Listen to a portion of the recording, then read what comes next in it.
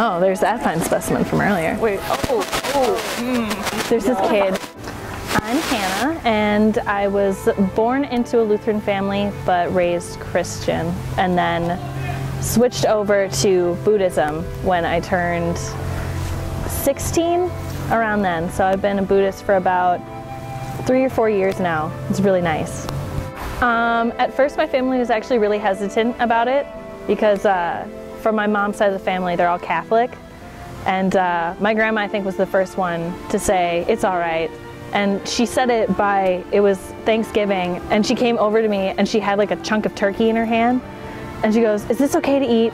Can you eat meat? I was like, yes, Grandma, I can't eat meat. I'm not a vegetarian just because I'm Buddhist. So, and then she laughed, and then she's like, all right, well, I'm just gonna stuff you full of turkey then. So, it was great. Have you had any paranormal experiences yourself in Whitewater or anywhere else? Spiritual, for that matter? Let's see here. I myself have not, but I know my sister has. So they were in a church in New York City. So right up by, I believe it was, I don't remember the exact location, but it was a really old church, one of the first ones built in New York. And they were at a bathroom down the hall, and it's a really long hallway, so you'll see if people are coming to the bathroom or not. And there were 2 girls in there besides herself, and the door opened and shut. And normally you'll see somebody come around the corner if they came in the bathroom, so they just dismissed it. They thought somebody wanted the bathroom to themselves. But then about 2 minutes later, it opened and shut again, and so one of the girls went over and looked down the hallway, and there was nobody. And so they came back and they're like, that's so weird, there was a breeze that kept opening and closing the door. And the priest of the church was like, no, that wasn't a breeze, you don't have any airflow downstairs, that was a ghost. And then he showed them a picture of an old man who founded the church, and they were a little freaked out. So, because you could just hear like boots and just the opening and shutting of doors, and ooh, it was bad. So she couldn't sleep for a week, actually. Anything you want to say to the viewers? Don't be scared of anything that you don't know, because you can picture it as something monstrous and really terrifying and a worst nightmare, but it's not a monster unless you figure it out yourself, because it's probably not harmful, it's probably safe, and it's better just to investigate yourself than to be scared of the unknown. Bead. It's really pretty. That looks like a, I don't know what kind of stone, but that looks like a real piece. We had a bead shop right across the street from the office. I'm like, I'm gonna go broke if they don't leave. You can put it right in her shirt, it's okay. I'm Kira. I am a sophomore at Whitewater, and I am pagan, spiritually eclectic, and also polytheist, which means that I believe in more than one God, and that I take from different beliefs and ideas to kind of make my own. Have you had any paranormal experiences here in Whitewater?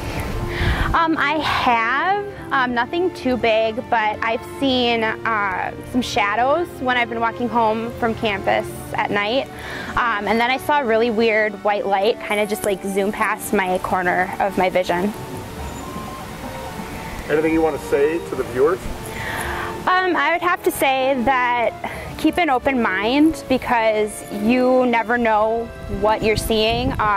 The fact that there's no scientific evidence or proof one way or another just goes to show that we still have a lot to discover, and that it's just cool to kind of look into the different things that you can possibly find here.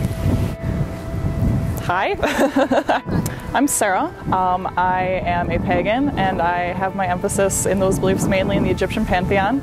I have 2 main goddesses that I worship, I suppose, and basically, other than that, I just draw from all sorts of other different spiritual beliefs and make my own thing out of it. Have you had any experiences in Whitewater and heard of the tales? Oh, I've definitely heard of the tales. Who hasn't? But my paranormal experiences in Whitewater are pretty down low, low key. My roommates and I have a spirit that follow us around, and he likes to unplug our fridge and open the shower curtain on me and sit on top of my friend's back while she's sleeping. She can feel the pressure on her back, but you know, we just live with it. You have a name for him? We call him Benny. It's really the only thing we got for him. Are you into like scary horror films or anything? No. I know it's not about that. But yeah, that's fine. I'm a horror fan. Yeah, I'm really not. I get so scared. Basically, just keep an open mind, and it sounds really stupid, but be nice. A lot of the things that we come across being pagans on this campus is a little bit of hostility, actually. We'll get people from Christian organizations giving us kind of like the weird, like, oh my God, you worship the devil look. So just be understanding and keep an open mind. We're not different from you guys at all. We're us. We're people.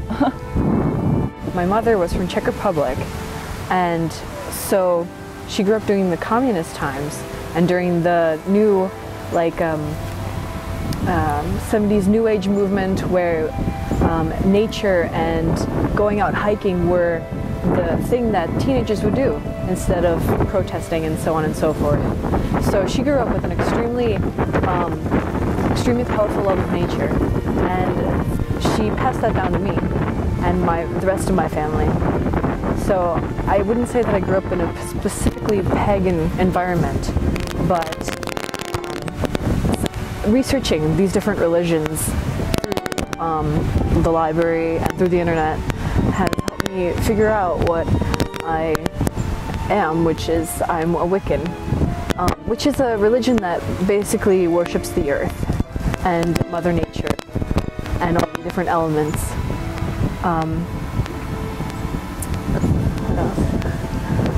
I can also consider myself a little bit spiritually eclectic, which, as my friend beforehand mentioned, is taking many from a lot, and oh gosh, is taking little bits and pieces of different ideas and ideologies and the theologies out there and putting them all into one. Treat people how you want to be treated. Judge people how you want to be judged. If you do not want to be judged, do not judge in return. People think, when I tell you, think of a witch, people tend to think, oh, green skin, warts, pointy hat, you know, ha ha ha, cackle.